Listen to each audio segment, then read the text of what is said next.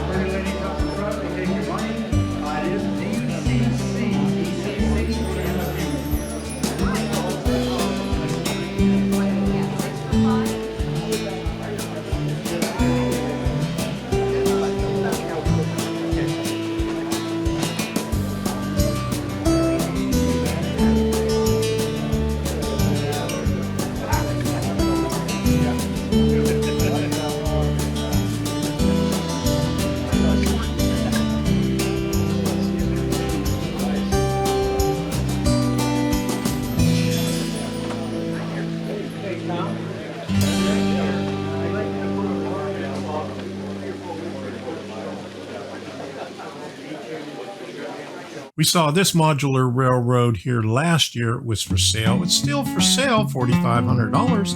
It's big.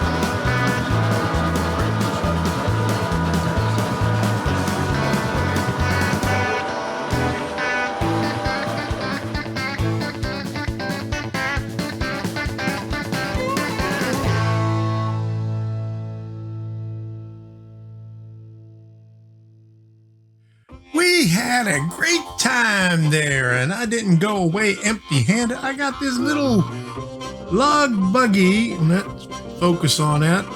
For $16, it's got the horn hook couplers on it, but it'll be okay. I could change the couplers on there, no problem. So, River Rossi. Here we go, River Rossi. So,